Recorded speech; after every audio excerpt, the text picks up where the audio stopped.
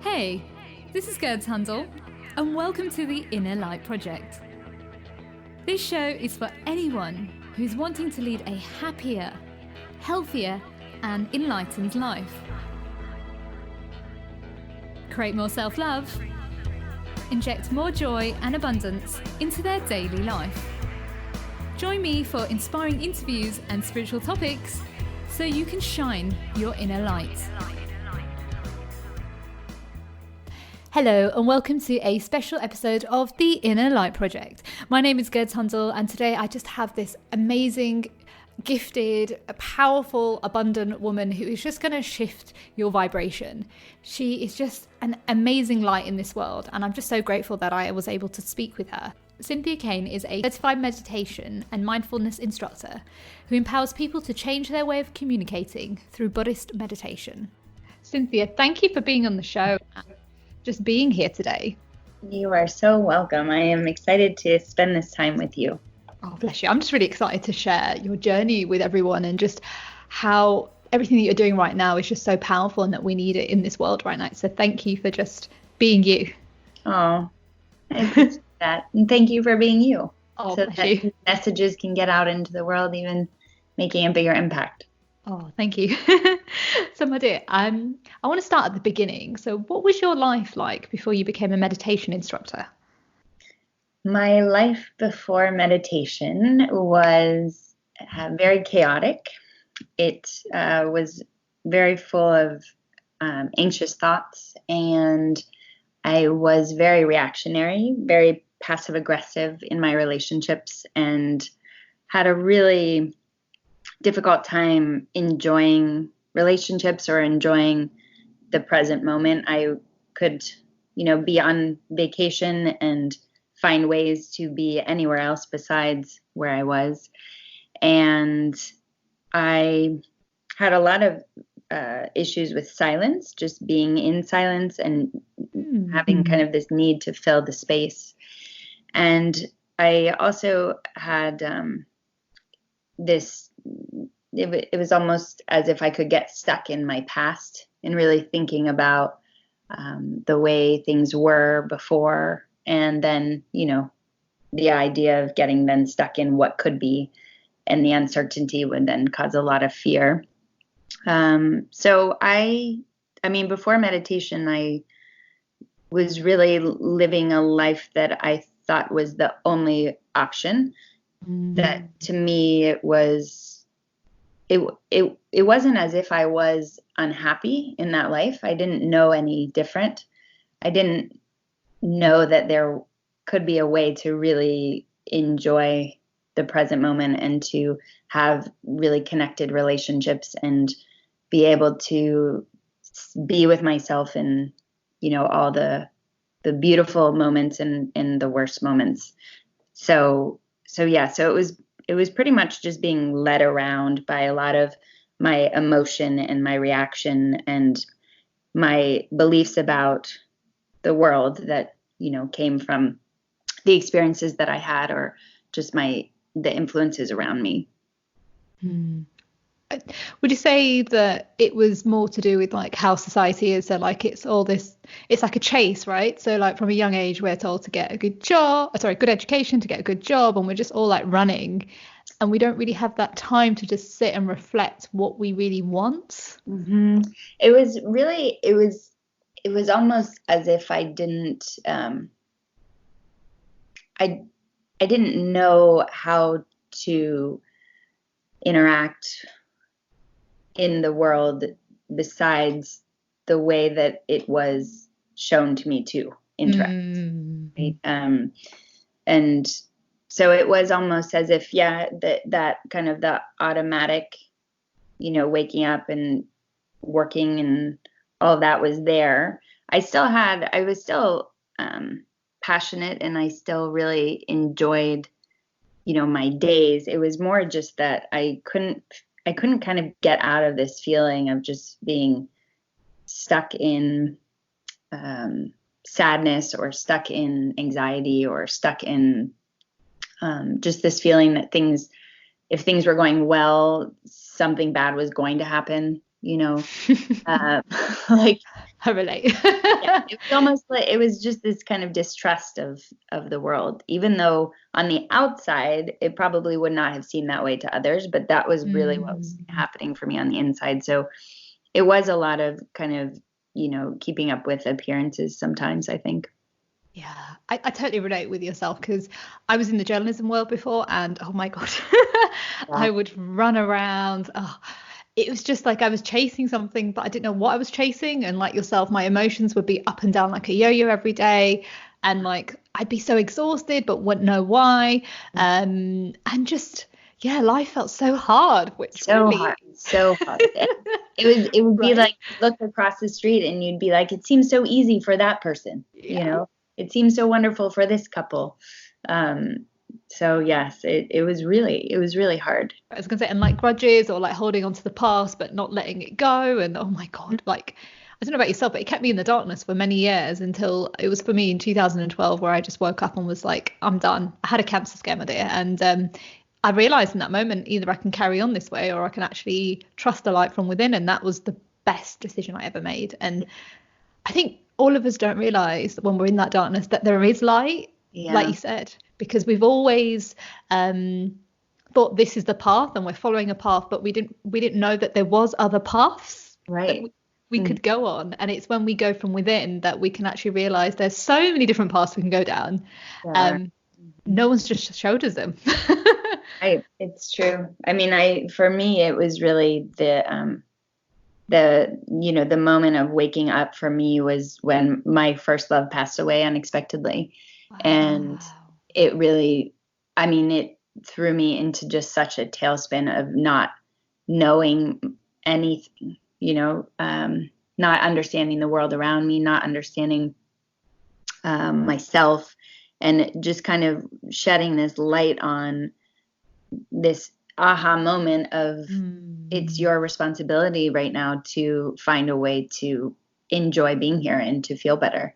And that for me was what pushed me to figure it out and to find a new way of living, because I knew that I couldn't stay stuck, in that darkness. Wow. It's so beautiful to hear that because so many people can go the other direction and just like go off the rails. And actually have a similar story kind of with yourself. Like I was with somebody when I was 19 and they passed away and I went off the rails. I did the opposite and I just went and threw myself into drinking and just like doing anything to kind of ignore the pain. So I would just go out or like try and save everybody. Yeah. Well, really, I needed saving myself, and it took me a bit longer. But yeah, I'm grateful that you saw that and that you were able to just detect that, hey, it's time to trust from within. Yeah, it took a while to figure it out, in terms of what the best way for me was to do that. So once you kind of had that realization, what was the next step for you? So it really was starting to seek out books and retreats and seminars and finding different ways to see the world. And it led me to understand that for me, it all came back to communication, and that I needed to change how I was communicating with myself if I wanted to change the way I was interacting with others and therefore the world, so that I could have a different experience being in the world. And a friend of mine had sent me a email knowing what I was going through, and it was about a meditation and writing workshop at the Shambhala Center when I lived in New York. And I didn't know much about meditating or Buddhism, but I had always connected with writing. That was what I studied growing up. And I went, and that's really when everything changed for me, because I was finally in this place where I could just be with myself in meditation. And I'd never meditated before. I didn't really know what I was doing, but I could tell something was happening. And I liked what was happening, although it was quite uncomfortable in the beginning. And I didn't know much about what it really was or what it was doing. And that's where I learned the elements of right speech in Buddhism, which then became really the guidelines for me in terms of being able to start interacting in a kind, honest, and helpful way, and changing for me the way that I was interacting with myself first, and then it then became the practice that of intentional communication that I created in the series of books. Wow. That's just, that's powerful. Wow. Yeah, I just wanted to say that, like, everyone out there, that, you know, it is possible to shift and transform. It's allowing yourself to surrender and actually trust who you are instead of what the outer world is saying. And that's what Cynthia did, that she really honored who she was from within and listened through the meditation. And I just think that we all have the ability to heal. Yes. We just need to surrender. Yes, which is so difficult, you know, to do in the surrendering piece, because it's meeting ourselves and it's seeing ourselves clearly. And that's not always the thing that is the most glamorous or juicy, right? Yeah. It's hard to see ourselves clearly and allow ourselves to be as we are in our best moments and in our worst moments, and let ourselves exist and experience. Yeah. You just reminded me when I first started meditating, and you know, everyone's like, oh, you close your eyes and everything will be amazing after. That wasn't for me. That's not normally the case. I mean, it is really, it's really beneficial. The benefits of meditation are, you know, there's so many physical, emotional, and spiritual benefits. But I will say that in the beginning, you can have so many different experiences in meditation. Every time you meditate, it will be a different experience. And sometimes after you meditate, you feel even more anxious, or sometimes you feel refreshed. Sometimes you feel really energized. Sometimes you feel really calm and relaxed, right? So there's no way that you can meditate incorrectly as long as you're meditating, I think. But it's also the experiences you have, they're all the right experiences. I was just going to say that I think a lot of us don't realize as well, we're already meditating without realizing. So it could be like you're on the bus or like the tube and you're just closing your eyes, or you're just sat in that moment. That is meditating. And for myself as well, Cynthia, like I used to go to the temple when I was a child, and I would sit there, but I didn't realize that was meditation. Yeah. It is all around us in our daily life, what we do. Right. It's anytime you are even listening to music can be a meditative experience. When you're working out, when you're running, when you're walking, can be a meditative experience. It's any time where you are truly focused on one thing at a time. Right. Even when you are at work and you are completely engaged, when you are in that state of flow and you find that maybe something comes in and distracts you, and you just notice that there's a distraction there, and then you acknowledge it, and then you say, okay, there you are. I'm just going to come back to what it is that I'm doing. That practice right there, that's meditation. Yeah. I'm just going to go back a little bit with you. Sure. So before on your journey, like when you would be like working, did it always feel like really heavy and hard, and it was like you were bashing your head against the wall? That's probably the best way. Yeah, it did. I mean, I felt like I was always trying. I was trying so hard to succeed at things, right? I was trying so hard to create a career. I was trying so hard to write. I was trying there was just this sense of trying and working and constantly, you know, going, and not ever feeling fulfilled, right? You can kind of check all these boxes, and it looks great, though within it doesn't necessarily feel as good as that moment where you're actually checking it off.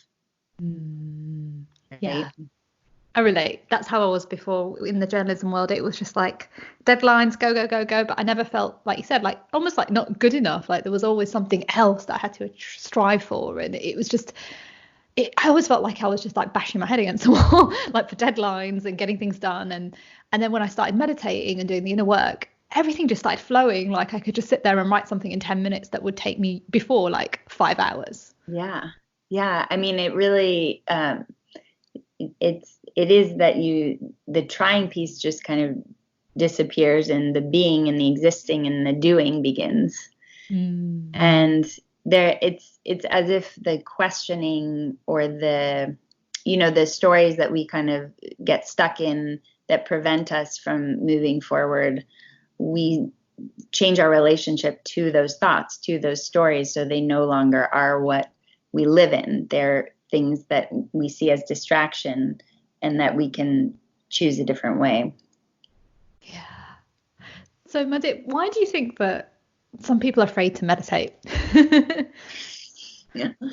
I think, I mean, I can say for me, I was extremely intimidated with meditation when I first went that weekend. I had this idea that I had to, that I had to be in India, or that I had to wear a sheep, that um, that I had to, be at the feet of a guru, or I mean, in my mind, I had kind of built up all these expectations of what meditation was. It seemed very um, smart. There was something about it that seemed like elitist in my mind, and I didn't connect with what was my definition in that moment of what meditation was. Right? It was really intimidating to me. I felt like I had to know a lot more than I actually did know, or um, have been practicing for years to be able to do it. And I think often it's this fear of, the possibility too, right? The possibility of something becoming a practice that can help you move away from what it is that you've been attached to for so long, right? Attached to the anxiety, attached to fear, attached to stress, attached to the way that you are. And then to think that there's a possibility of that shifting or changing, that can be very scary. And it's also the the sense that people can't do it, right? I think that prevents people a lot from doing it, and that they have too many thoughts, or it's just they don't have enough time, or it's not for them. They're too type A. I hear that a lot. But that's actually the perfect person to meditate. The person who has so many thoughts that they're just running themselves wild and bashing their head in, right? Like we were before. Because it teaches you to love that person who's running around bashing their head in, and then also to understand that there are other ways that you don't have to bash your head in. You can really just stand there and notice the want to do that, but not act on it. Yeah, it's so true. I 100% relate with what you're saying because, oh gosh, I was that person. So when I was, whilst I was at, you guys would say college, we say university here. I was working in a pharmacy, so I was like pro medication. My mum was a nurse, and I was like, oh, I've got a headache. Let me take that tablet. Oh, I'm feeling sick. Let me just take that. And when I went on the journey of like starting to understand myself, I was still a bit skeptical about things. And I went to this event. I think it was like an Eventbrite event. And this woman was like talking about meditation, and then we had to close our eyes. And I was like, whatever. I was like, what is this gonna do? And so I thought, okay, you know what? Let me just try. So I did, and then 5 minutes later, I opened my eyes up, and I was like, wow, Yeah. what was that? And I feel like it's because we've been preconditioned by a lot of things that, if you've got a headache, oh, go and get that medication. But it's never about trusting from within. What, instead of asking, what does my body need? We go and try to get a quick fix. Yes, it's true. And I love that you mentioned that about, the taking a pill, or, an Advil or something of that sort over here, because that's what, before I really started meditating.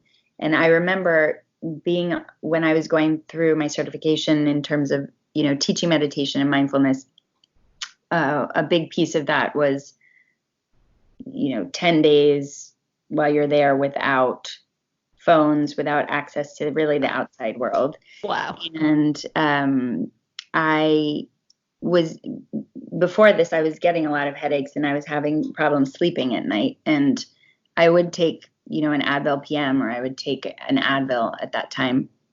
And then I decided to stop, right, when I started this whole journey, like you were talking about, and experiencing the sensation of having a headache, or experiencing the sensation of anxiety within my body before going to bed.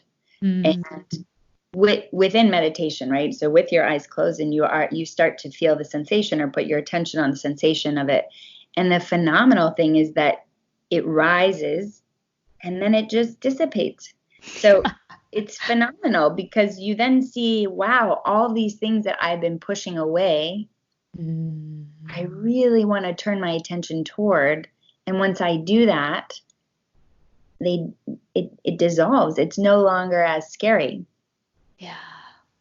Yeah. I felt, for me, it was like a release. It was like everything I'd kept up until probably from a young age, and I didn't know that I was doing that, was releasing and being raised to the surface. And I remember like crying while these headaches were happening, or something in my body. And then I was realizing patterns within like family, society, and I was like, oh my God, like, this is not who I am. Like, who have I been? Like, it's like I've always been this bright light, but I've forgotten about it because I had limited myself with all the opinions of society and everybody around me. Yeah. And those headaches were like releasing it. Well, and it is. So in meditation, when we have all that sensation, sometimes people will see colors. Sometimes there's, you're like, for me, I swallow a lot during meditation, or some people like twitch a little bit. It's all stress just releasing from your body, right? And I think that that's the other piece with meditation, that it's not woo-woo in a way, right? I say woo-woo, but it's really based, in what it does to the body, moving you out of your flight, fight, freeze response and into the parasympathetic nervous system, where you can rest and relax, or rest and digest, so that you can be in those states that are overwhelming or stressful, and know how to interact with them differently, because you're coming from a different place within the body, really, in the mind.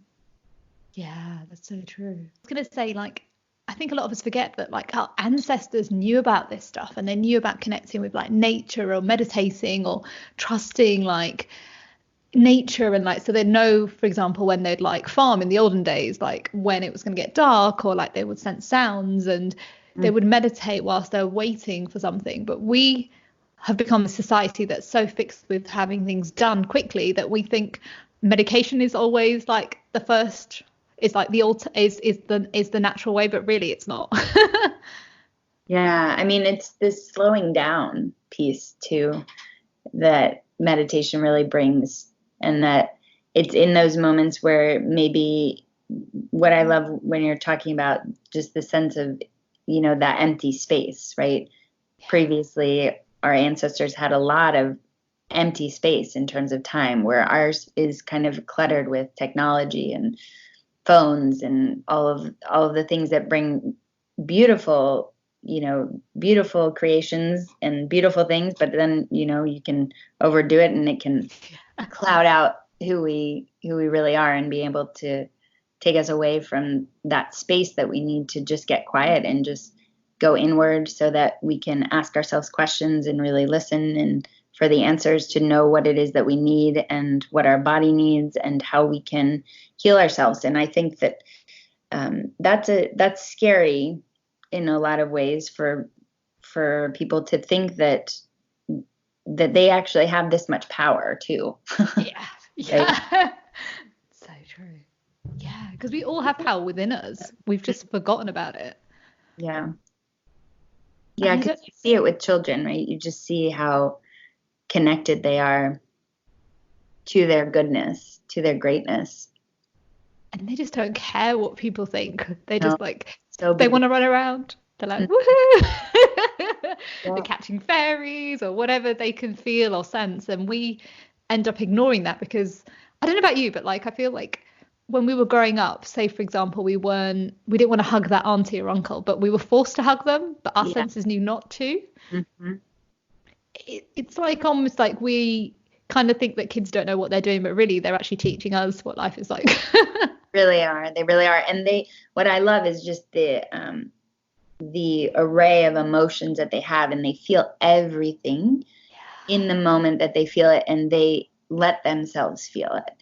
And that is, to me, what, for me, meditation really gave me this place to allow my emotions to be there, to not push away or not get down on myself because I was feeling something negative or something upsetting, but to really be able to let it be there. And that was really such a powerful realization for me. Wow. Yeah. We need to be more like kids. Mm-hmm. Yeah. Wow. So Mazzy, can we talk about your book, How to Meditate Like a Buddhist? Yeah, we can. So can you tell everybody what it's all about? Yes. So, How to Meditate Like a Buddhist is really teaching the practice of meditation. It is helping others understand how simple the practice and the process is and how easy it is to do. And it's really showing that it's not this theoretical abstract thing, but meditation is something that anyone can do at any time, right, in the real world. And so it brings it down, I think, to being something that's doable. And it really is to help us, become more responsive instead of reactive, to focus on one thing at a time and to be in the present moment. And so the book really, it's the basic guidelines to get started meditating and going a little bit deeper into Buddhist practices and, learning about the obstacles that we face when we are meditating, and then giving you 10-day challenges or 30-day challenges to get your feet wet and to get started. Nice. I like the fact that you say that, that there are going to be obstacles whilst meditating. That's so true. Yeah. There definitely are obstacles while you're meditating. And in Buddhism, they're called the 5 hindrances. And I can go into those a little bit if you want me to, but it really is, sure. The sense that our attachment to our desires, in Buddhism, the sense that suffering really comes from desire, but it really is the attachment to desire. So when we are sitting to meditate and we would rather be doing anything else, we basically want to go have dinner instead of meditate, that's a desire, right, that will pull us away from meditation. So that's one of the obstacles that we have, is that there's this sense that anything else is much better for us to be doing at this time besides meditating. And also we get into aversion, which is when you're about to sit and you think, oh gosh, it's too hot. It's too hot for me to meditate. The cushion's not right. Can't meditate. It's too cold. Nope. Gonna meditate. Right. We get into all of those bits that come up. And then sometimes we fall asleep during meditation. So when that happens, it's right to, well, this isn't for me. I can't do this. I'm constantly falling asleep. And that's something that's so common, especially in the beginning. Falling asleep is very common. And boredom, right? That's another big piece, because meditation is not, it's not super exciting. You're just sitting with your eyes closed, focusing on your breath or a mantra or a sound, and noticing all of your thoughts. That's not super exciting for a lot of us. And then there's doubt, right? The doubt that, am I even doing this right? Why am I doing this? This is something that I started doing, but is this really even helping me? Right? The doubt that creeps in. And then the restlessness, just the sense that I don't want to sit for 10 minutes. I don't want to sit for 5 minutes. I need to get up. I need to go over here. I need to clean the kitchen. I need to see what's right? Anything that can take us away from the practice. So yes, there are a lot of obstacles. And then there's time, right? Yeah. So yeah. Yeah. We're always finding an excuse. Mm-hmm. Yes. But like you said, that's the time to actually go in and meditate. It is. It really is the time to sit. It's the moments where you're feeling, where you're feeling angry, where you're feeling stressed, where you're feeling overwhelmed, if you're in touch with the sensations in the body of just the energy going through very, very quickly in the body, when you feel very rushed, it's a great time to sit. You're basically doing the opposite of what it is that you want to be doing, so that then you can exist in the world in the way that you want to. Yeah. Yeah, 100%. Because we haven't learned how to be who we are, right? Before, because we've been following the same like everybody else. Yeah. Mm-hmm. Yeah. And meditation is bringing you back to who you are and how you show up in the world. Which is what I think is so beautiful about it, because it connects you to your goodness, right? To what maybe you feel you've lost, right? And then it's how you learn what it is that you want and what it is that you need, and what it is that you crave, and what it is that brings you joy, and what you want love to look like, what you want excitement and adventure to look like for you, right? It gives you just such this beautiful space to reconnect with what brings joy for you. Yeah. And also, what brings sadness, right? To become really aware of those relationships or in your life that maybe aren't fulfilling you, right? It brings to light, it just brings awareness to everything. And then you get to make a decision based off of the awareness. Wow. Yeah. I relate with that, everything you're saying, because even with myself, when I started meditating, I didn't even realize actually I was an empath. So I was taking on the world's energy, people's energy, absorbing it as if it was my own, and then being angry and was an alpha female, and didn't realize I'd become that, even though I was very like soft and gentle when I was younger. And it really helped me to break down everything that I thought I was in the world and actually come back to who I really was. And actually I realized that I had that energy where like I'm the type of person I can stand anywhere and everybody will tell me their stuff. So I've learned now how to create healthy boundaries, and when I want to, when I don't want to. But the old me didn't know that, and that's why I was always depleted. I understand that. I really understand that. I feel very similarly. I would take on a lot of other people's emotions and responsibilities that weren't my own, and just get kind of lost within them.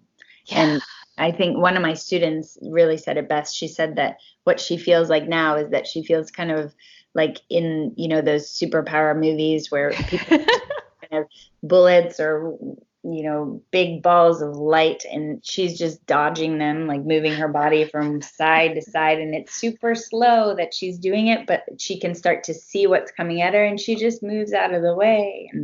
And to me, I feel that that's a lot of what it really like morphs into. Yeah. I agree with that. It's almost like, oh no, thank you, next. Yeah. And it's really easy to spot, right? Because you're so in tune with yourself that you know very easily what feels right for you and what doesn't. Yeah. When you start meditating, your intuition goes to another level. Like you can sense things before they happen. Like I don't know with yourself, but like with me, say when I want to get a car parking space, before I even arrive, I'm like, oh, let's see if I can get 2 today. And then I'd turn up and there's 2 already there. And I'm like, ping. It's that trust piece that you were talking about. Yeah. That's what it does. It really, I like to say that, so Einstein says that one of the most important questions you can ask yourself is the world a friendly place? And for me, before meditation, it was not a friendly place, but after, it is a very friendly place. And it has everything to do with that trust. It suddenly, you begin to see people differently. You begin to see how everything is connected, and there's just a goodness within people that you see. Yeah.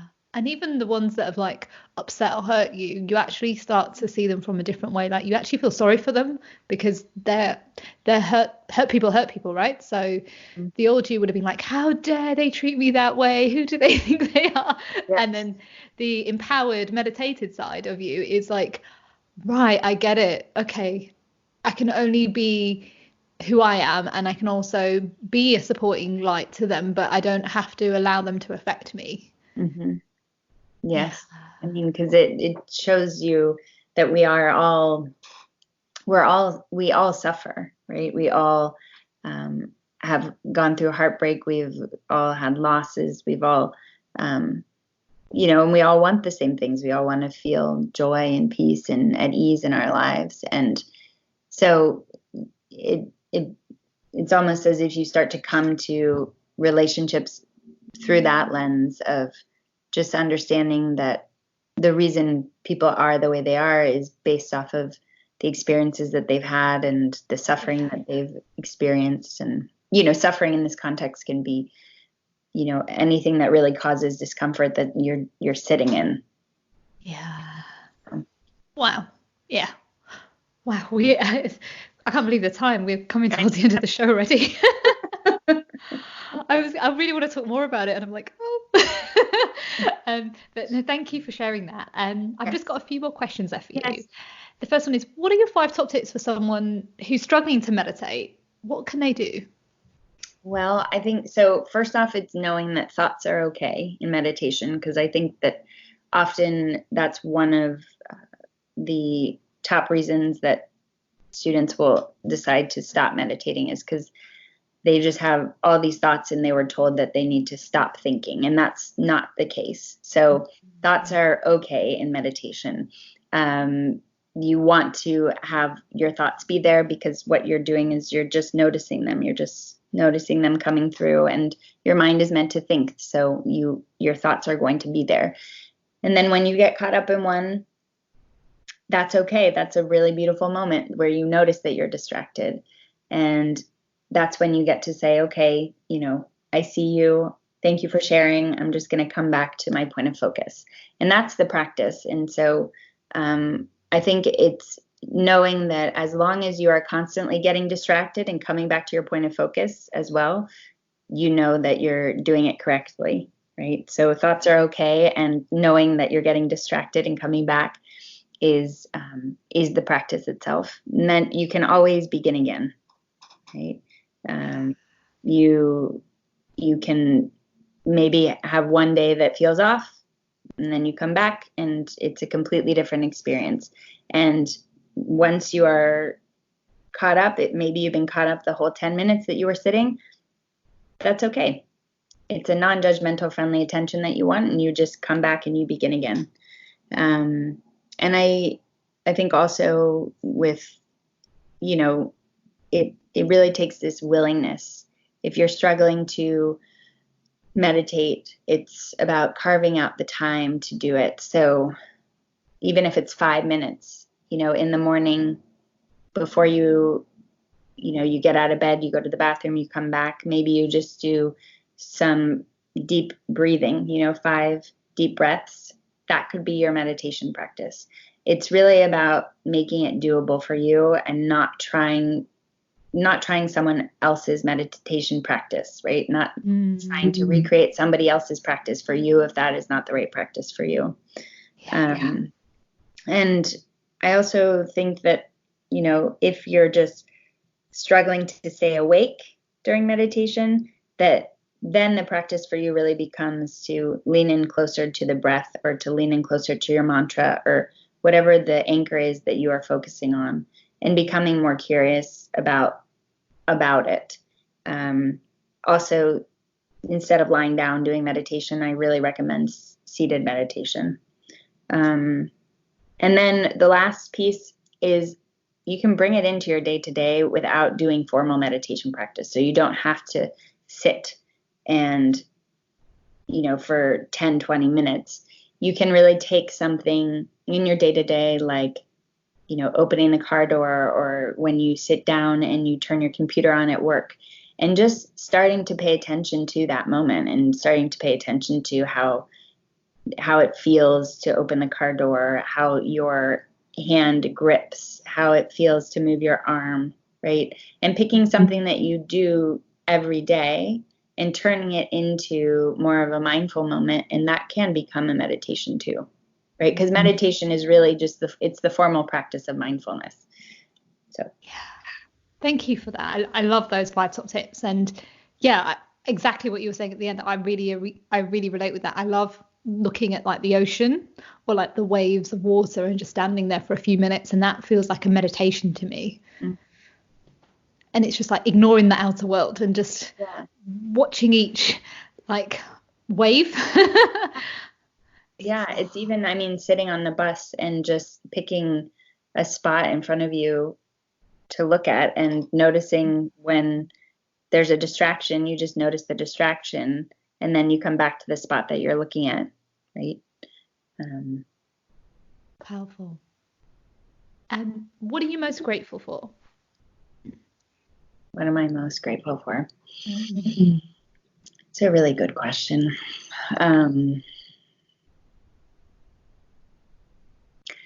I am really grateful for the opportunity to be alive.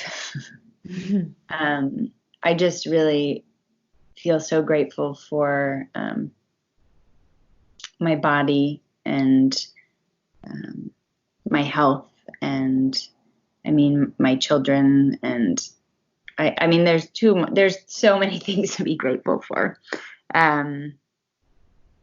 So I'm really grateful that I found meditation, and I'm really grateful that it's a practice that is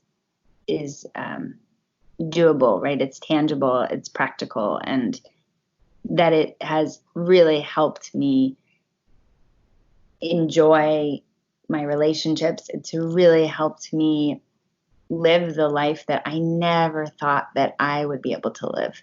And that I'm so grateful for that email that came through that introduced me to it. Magic. And what shines your inner light?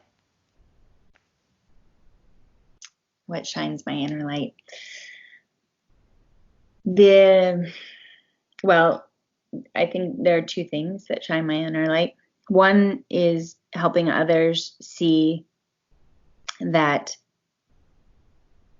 they can create a different relationship to the suffering in their life, that they can move away from being reactive and becoming more responsive, and being able to speak in a kind, honest, and helpful way. Seeing other people change the way they communicate to me just brings me so much joy. And then the other is movement. For me, like moving my body and dancing and connecting to the energy within me, really, it's almost like this turbine. It just generates for me this, it's this pleasure that runs throughout my body that then I feel kind of turns this light switch on in me that gives me the opportunity to open my arms and, embrace those who are excited to change the way they communicate and live differently in the world. I love that. Thank you so much, Cynthia, for being on the show and just raising your vibration and helping so many people to trust from within. Like you're just doing amazing work, and I'm just so grateful for everything that you're doing. Thank you so much. I really enjoyed our conversation today. It was really fun, and your energy through this platform, and I know that we are just speaking voice to voice, but it's so divine. I really I appreciate you. Thank you. You're going to make me cry. I'm already crying over here from what you said to me. Wow, what a powerful interview. Oh, thank you so much, Cynthia. Wow, there was so much amazing things in this conversation today. And it just goes to show, as empaths, we have so much to share in this world, and we have so many gifts that we're here to tap into. It's just trusting from within, just like Cynthia. It's about listening to the inner voice and doing the inner work and meditating to really tap into what you're here to do, because all of us have these unique gifts in the world. We're here to shift humanity, but it's about learning what our gift is, because the outer world is almost like stopped us from trusting who we are. So we have to go from within to understand who we are and what we're here to do. And that anxiety, that depression, that feeling of confusionness will just start to get lighter, and you'll begin to know who you are more and more. And you'll just start to trust yourself even more than ever. Wow. Unfortunately, that's the end of the show. Before I leave, I want to leave you with this quote. Quiet the mind and the soul will speak. That's a quote by Mai Jaya Sati Bhagavati. For more information about the show or how to trust your inner light, visit my new coaching program at gerdshandel.com. And remember, stay happy, stay healthy, stay lit.